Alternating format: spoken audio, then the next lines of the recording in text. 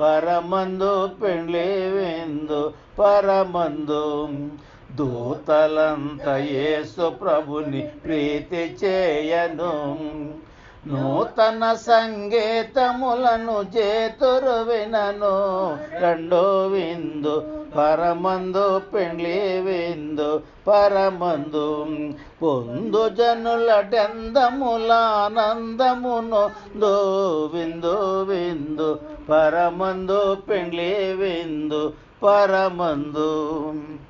మన తండ్రైన దేవునుండయు ప్రభు అయిన యేసు క్రీస్తునుడయు కృపయు సమాధానము కూడా వచ్చిన ప్రతి ఒక్కరికి కలుగునుగాక. ఆమేన్.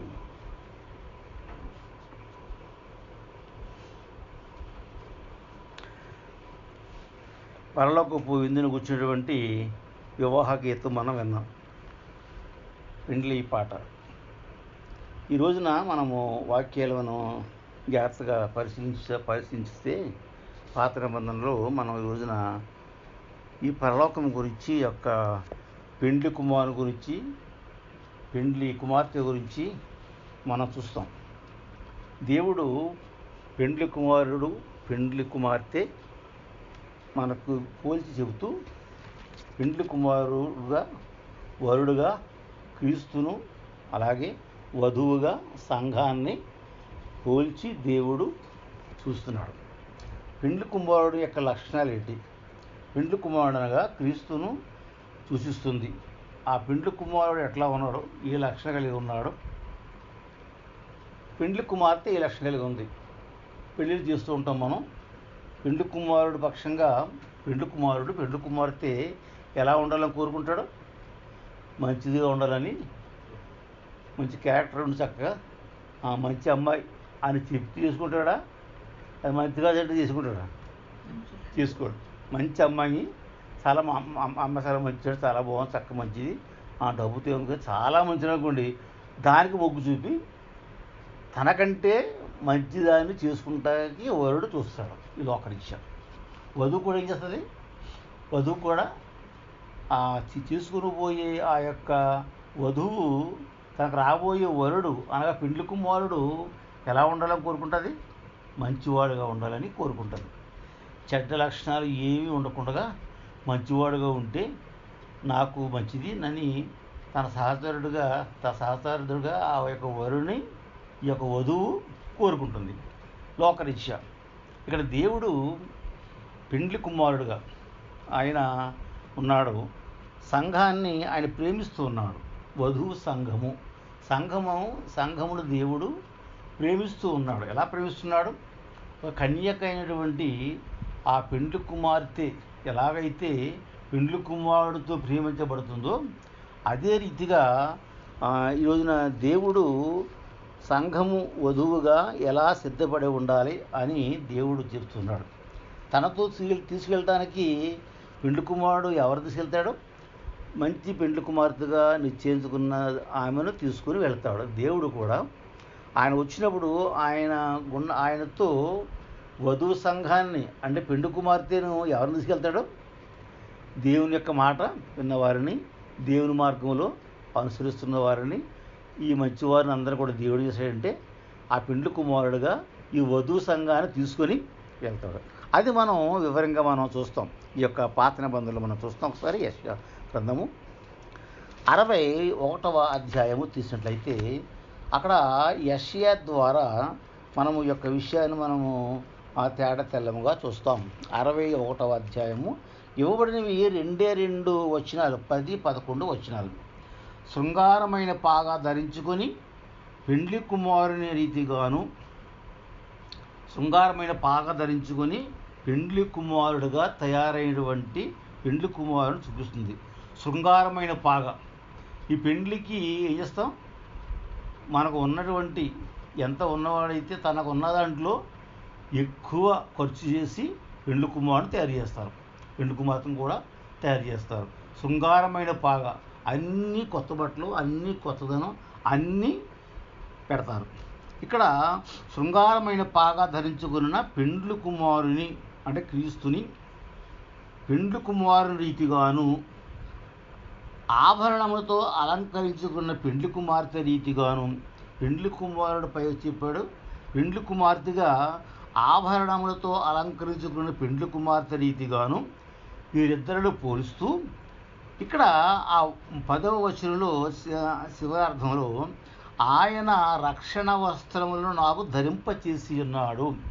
వధువుగా రక్షణ వస్త్రాలను ఆయన నాకు ధరింపజేసి ఉన్నాడు. ఈ వస్త్రాలు రక్షణ వస్త్రాలు, రక్షింపబడినటువంటి వస్త్రాలు, నీతి మహిమరువు అంటే రక్షింపబడిన దానిగా ఉన్నటువంటి ఆ యొక్క వస్త్రాలు నాకు ధరింపజేసి ఉన్నాడు అని చెబుతున్నాడు. ఇక్కడ ఆ రక్షణ వస్త్రాలు అనేది ఏమిటో అపోస్తలుడైన పౌలు రోమా సంఘానికి రాస్తూ చక్కగా చెప్పాడు. రోమా 13వ అధ్యాయము, రోమా 13వ అధ్యాయంలో 13-14 వచనంలో ఒకసారి మనం చూసినట్టు ఒకసారి రోమా 13-14లో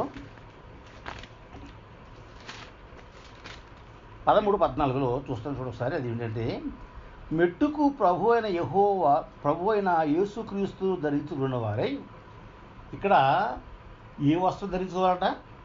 మెట్టుకు ప్రభు అయిన యేసుక్రీస్తుని ధరించుకున్న వారై, యేసుక్రీస్తు అనే వస్త్రాన్ని ధరించుకోవాలి. మన వస్త్రము యేసుక్రీస్తు అనే రక్షణ వస్త్రము. ఆయన రక్షణ వస్త్రాలను, ఆ రక్షణ వస్త్రాలు అంటే ఏమిటి? ప్రభు అయిన యేసుక్రీస్తును ధరించుకున్న వారై శరీరేచ్ఛలను నెరవేర్చుకున్నటకు శరీరము విషయమై ఆలోచన చేసుకున్నబడి. శరీర విషయమైన వస్త్రాలు కాదు, రక్షణ వస్త్రం. రక్షణ వస్త్రం అంటే ఏంటి? యేసుక్రీస్తు వారు ధరించే రీతిగా ప్రభు అయిన యేసుక్రీస్తునే ధరించుకున్న వారిగా ఉన్న రక్షణ వస్త్రములు, అంటే యేసుక్రీస్తుని ధరించుకున్న వారుగా ఉన్నట్టుగా ఈ వస్త్రం ఏం చెప్తుంది? రక్షణ వస్త్రము. రక్షింపబడిన వారు, దేవుని యందు చేరిన వారు, దేవుని యొక్క అనుచరులు, వారు ఏముంటుంది? రక్షణ వస్త్రం ధరించుకున్న వారుగా ఉంటారు. పైకి ఆ వస్త్రం వేసుకున్న ఆ రక్షణ వస్త్రం అని దానిని ధరించుకున్న వారై ఆయన నాకు రక్షణ వస్త్రములను నాకు ధరింపజేసి ఉన్నాడు. కాబట్టి ఇక్కడ సంఘమునకు క్రీస్తు ఉపమానంగా మనం చూస్తున్నాం. పెండ్లి రీతిగా పెండ్లి సంఘమునకు క్రీస్తు ఉపమానంగా ఉంటుంది. ఆ ఉపమానము అనేది ఈ సంఘం గురించినటువంటి ఉపమానం చూస్తే ప్రకటన గ్రంథము వచ్చేయండి. ప్రకటన గ్రంథము 19వ అధ్యాయము, ప్రకటన గ్రంథము 19వ అధ్యాయము 7-9 వచనాలు చూస్తే, ఆయనను స్తుతించుడి, గొర్రెపిల్ల వివాహోత్సవ సమయం వచ్చినది. ప్రకటన గ్రంథంలో యోహాను దర్శన గ్రంథమైన ప్రకటన గ్రంథంలో అక్కడ యోహాను చూసి ఏమంటే, ఆయన స్తుతించండి, గొర్రెపిల్ల వివాహోత్సవ సమయము వచ్చినది. ఆయన భార్య అంటే సంఘము, వధువు సంఘము, తన్ను తాను సిద్ధపరుచుకొని ఉన్నది. ఎలా సిద్ధపరుచుకుంది? రక్షణ వస్త్రాలను అలంకరింపజేసుకుంది. ఈ బాహ్య వస్త్రములు మనం చూసిన ఈ వస్త్రం కాదు, యేసుక్రీస్తు అనేటువంటి రక్షణ వస్త్రము. యేసుక్రీస్తులో మరి తన పాపం కడగబడినటువంటి ఆ రక్షణ వస్త్రం, రక్షించబడిన దానిగా ఉన్నటువంటి వస్త్రాలు ధరించుకున్నది. ఆయన భార్య తన్ను తాను సిద్ధపరచుకొనుచున్నది. తన్ను తానే సంఘము సిద్ధపరచుకొనుచున్నది. ఇక్కడ భూలోకంలో ఇతరులు వధువును సిద్ధపరుస్తారు. సుగంధాలు పూసి, అవి పూసి, ఈ పూసి, సారీ పూస్తారు. ఇక్కడైతే ఈ వధువు సంఘం ఏం చేయాలి? తన్ను తాను సిద్ధపరచుకోవాలి. తనంతట తానే సిద్ధపడాలి. ఇది ఎవరు పెళ్లి కుమార్తె ఎవరు సిద్ధపడలేరు. ఎలా చేయాలి? రక్షణ వస్త్రం ధరించుకుని, యేసుక్రీస్తును నమ్మకించినదై ఆయన యొక్క మార్గంలో నడిచిదిగా ఉండి, ఆ రక్షణ వస్త్రములు అంటే రక్షణ అనే వస్త్రములను ధరించుకున్నదై తన్ను తానే అలంకరించుకున్నదై ఉండవలెను. గొర్రెపిల్ల వివాహోత్సవ సమయం వచ్చినది. ఆయన భార్య అనగా సంఘము తన్ను తాను సిద్ధపరచుకొని ఉన్నది. గనుక మనం సంతోషపడి ఉత్సహించి ఆయనను మహిమపరచదమని చెప్పగా వింటిని. మరియు ఆమె ధరించుకున్నటకు ప్రకాశములను నిర్మలములైన సన్నపు నార బట్టలు ఆమెకు ఇవ్వబడును. అవి పరిశుద్ధుల నీతిక్రియలు అనే వస్త్రాలు. అంటే నీతిని అలంకరించి సిద్ధపడినటువంటి వధువుగా ఉండాలి, రక్షింపబడిన దానిగా ఉండాలి. అది రక్షింపబడిన దానిగా ఉండడానికి ఇక్కడ రక్షణ వస్త్రములు అన్నాడు. నీతిగా ఉండాలని చెప్పడానికి ఏమన్నాడు ఇక్కడ? నీతి క్రియలు. ఆమె క్రియలు ఎలా ఉండాలి? నీతి కలిగిన క్రియలుగా ఉండి రక్షింపబడినదిగా ఉన్నట్లయితే ఆ వధువు ఆ వరునికి సరిపోతుంది. ఇక్కడ మనం శారీరక రీత్యా ఆమె యొక్క క్యారెక్టర్ మనం చూసి ఎలా ఎన్నుకుంటామో దేవుడు చేస్తాడంటే రక్షణ వస్త్రం ధరించుకున్న సంఘములా ఉండాలి. ఈ సంఘం తెచ్చి వాళ్ళు ఉండాలి, రక్షణ వస్త్రం ధరించుకున్న వారుగా ఉండి వారి క్రియలు నీతి క్రియలుగా ఉన్నటువంటి వారు అయితే ఆ రక్షణ వస్త్రములు ఆ నీతి క్రియ సంబంధించిన వారు ఎలా ఉంటారో వారును సన్నపు నానబట్టలు ఆమెకు ఇవ్వబడిన అవి పరిశుద్ధుల నీతి క్రియలు. అర్థమైంది. ఇక్కడ సంఘం అనేది ఎట్లా ఉండాలంటే సంఘము క్రీస్తు ఉపమానం కాబట్టి అది క్రీస్తు వచ్చినప్పుడు ఈ సంఘం అనే వధువు ఆ రీతిగా తన్ను తాను సిద్ధపరచుకున్న దానిగా ఉండాలి. ఎంత సిద్ధపరచడం కాదు, తన్ను తాను రక్షణ పొంది ఉండాలి, తన్ను తానుగా నీతి క్రియలు చేస్తూ ఉండాలి. అటువంటి వధువు సంఘాన్ని దేవుడు తనతో కూడా తీసుకొని వెళ్తాడు. తనకిష్టమైనటువంటి వధువును వరుడు ఈ భూలోకంలో ఎట్లయితే పెళ్ళైతే తీసుకెళ్తాడో అలాగే క్రీస్తు చేస్తారంటే ఆయన శృంగారం అనే పాగా ధరించుకొని ఆయన నీతిమంతుడు పరిశుద్ధుడు కాబట్టి తనతో ఉండడానికి నివసించడానికి వచ్చే సంఘమైన వధువు ఎలా ఉండాలి, ఈ వధువు కూడా పరిశుద్ధంగా ఉండాలి. అర్థమవుతుందా? ఇక్కడ పోలిక ఎంత చక్కగా పోలిస్తారా, మనమే ఇంత చక్కగా మనం చూసుకుంటే ఇలా ఉండాలనుకుంటే దేవుడికి ఎలా ఉంటాడు, దేవుడు అతి పరిశుద్ధుడు. మనం పరిశుద్ధుడు కాకపోయినా మనం మంచుడు కాకపోయినా ఇటు తాగుబోతుడు అయినా తిరిగిపోతుడు అయినా ఎట్లయితే అమ్మాయిని కోరుకుంటాడో తాగుతామని కోరుకుంటాడా, పోలీ నేను తాగుతాను అది తాగుతాను అనుకుంటాడా, అనుకోడు, మంచిదని కోరుకుంటాడు. వధువు కూడా ఆమె మంచిది కాకపోయినా మంచివారిని దేవుడు అలా కాదు, దేవుడు ఉత్తముడు పరిశుద్ధుడు, ఆయన ఏ పాపము లేనివాడు. తన సంఘము కూడా అలాగే ఉండాలి, వధువు సంఘము కూడా అదే రీతిగా ఉండాలి, రక్షణ పొంది ఉండాలి, నీతి క్రియ జరిగించేదానికి ఉన్నట్టయితే ఆ వధువు ఆ వరునికి ఇవ్వడానికి పెండ్లి విందుకు వెళ్తుంది. పెండ్లి విందు మనం పాట పడుకున్నాం, 2:10 పెండ్లి విందు.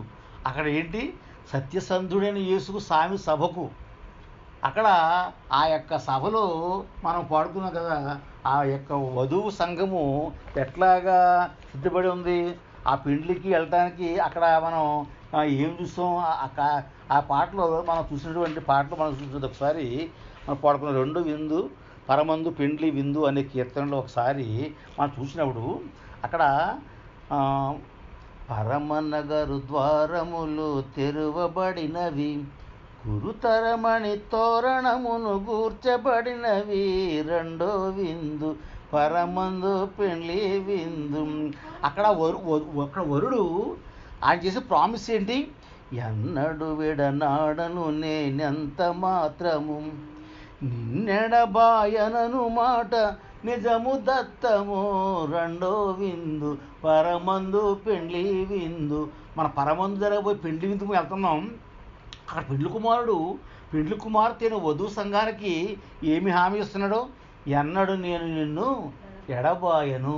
ఇక్కడ మనం మన వివాహాల్లో చెప్తూ ఉంటారు, ఏంటి, నా బ్రతికంత కాలము ఈమెతో కోపం చేయదు అంటాడు.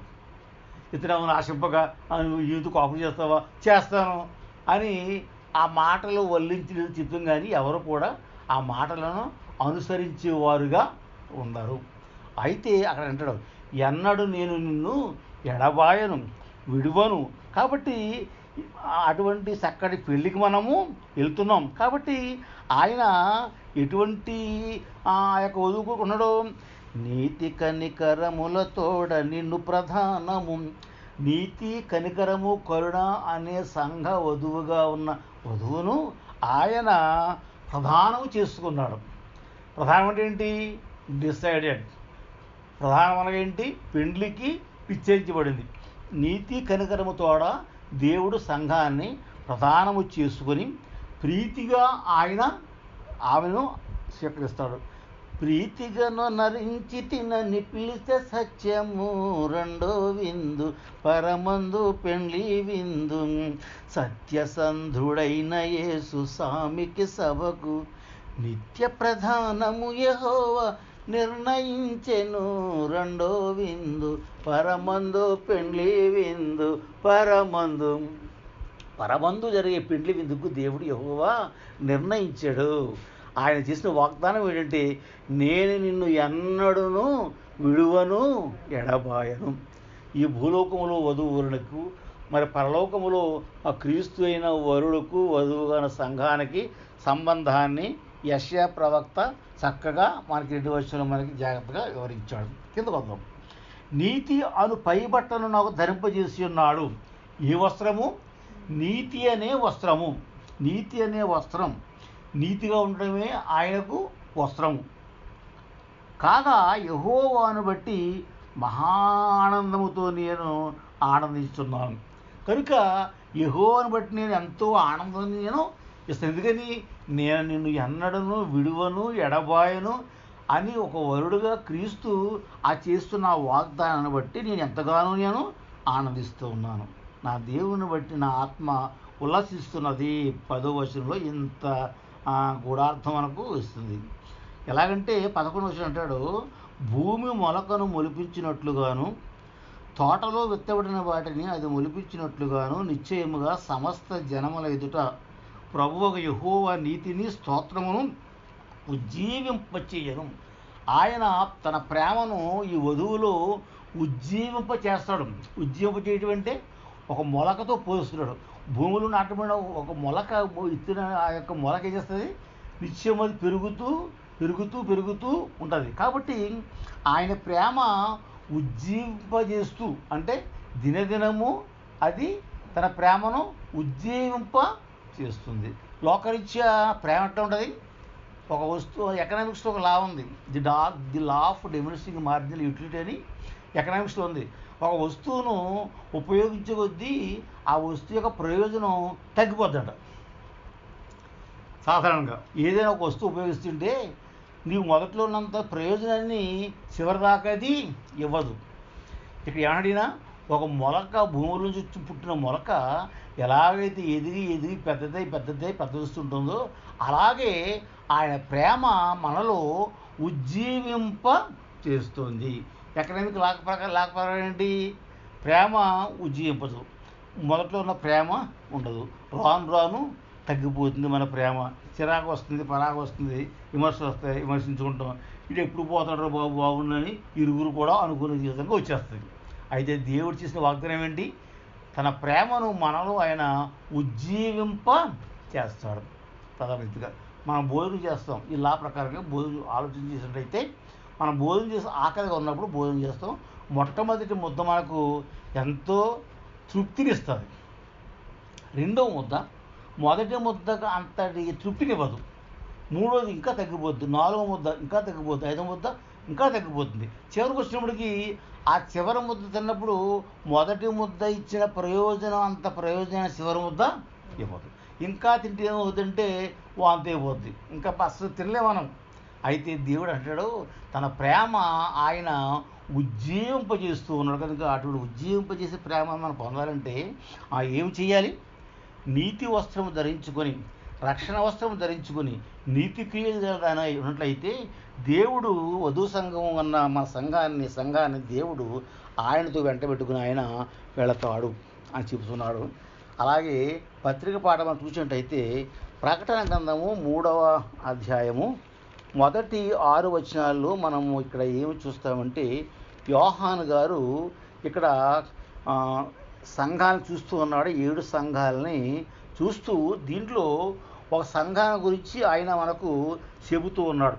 అది ఏమిటంటే సార్దీస్ సంఘము గురించి మనకు దీంట్లో ఇవ్వబడింది. సార్దీస్ సంఘము మొత్తం ఈ ప్రకటన గ్రంథములో మనం చూస్తాం కదా. ఈ యొక్క 2వ అధ్యాయములో 3వ అధ్యాయంలో మనం 7 సంఘాల గురించి చూస్తాం. ఈ 7 సంఘాల గురించి చూస్తూ ఈ ప్రకటనలో ఏం చేయాలంటే, ఈ 7 సంఘాలు పూర్వం ఎలా ఉండేవి, ప్రస్తుతం ఎలా ఉన్నాయి అని వివరణ ఇస్తూ హెచ్చరిక జారీ చేస్తూ తిరిగి మరలా పూర్వవైపు తెచ్చుకోమని ప్రకటన గ్రంథం ద్వారా ఈ 7 సంఘాల ద్వారా ఈ ప్రపంచంలో సంఘాలకి దేవుడు ఒక హెచ్చరిక చేస్తూ ఉన్నాడు. ఇక్కడ ఒక సంఘం చెప్తున్నాడు.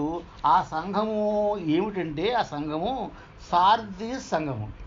సార్దీస్ సంఘము అంటే ఇక్కడ సంఘాలని ఈ యొక్క పత్రికా పాఠమైన యోహాను ప్రకటన గ్రంథంలో ఈ సంఘాలను దేవుడు చేసేటంటే దీపస్తంభాలు అన్నాడు.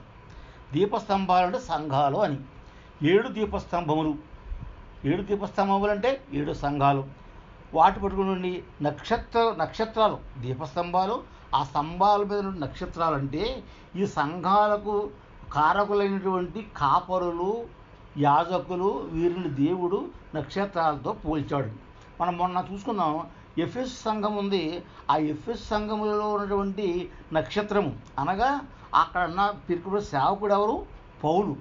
7 సంఘాలు ఇచ్చారు కదా. ఆ 7 సంఘాల్లో భూమిలో ఉన్నప్పుడు ఎఫెస్ సంఘము పౌలు యొక్క అధీనంలో ఉంది. అక్కడ పౌలు గురించి చెప్పబడింది. రెండవది స్ఫురణలో యోహాను ఈ స్ఫురణ సంఘానికి కారకుడిగా ఉన్నాడు. పెర్గము సంఘము అతనేషియన్ అనే దూత ద్వారా ఆయన చెబుతూ ఉన్నాడు. అలాగే తుయితైరా పీటర్ వాల్టని. 5వది సార్దీస్ సంఘము. ఇప్పుడు మనం చూస్తున్నది సార్దీస్ సంఘము జాన్ విక్లప్ అని ఆయన నక్షత్రముగా ప్రకటన గ్రంథంలో పోల్చాడు. ఫిలదెల్ఫియా సంఘాన్ని మార్టిన్ లూథర్. అలాగే లౌదీకియా చివరి సంఘం అనేది చార్లెస్.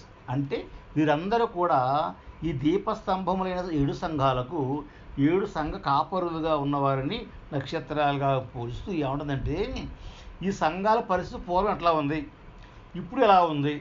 కాబట్టి హెచ్చరిక. ఇక్కడ సంఘానికి ఏమి హెచ్చరిక చేస్తున్నాడు దేవుడు? ఈ సార్దీస్ సంఘం గురించి చూసినట్టయితే ఇక్కడ 2వ వచనంలో చూస్తాం మనం. 3వ అధ్యాయము 2వ వచనంలో, నీ క్రియలు నా దేవుని ఎదుట సంపూర్ణమైనవిగా నాకు కనబడలేదు.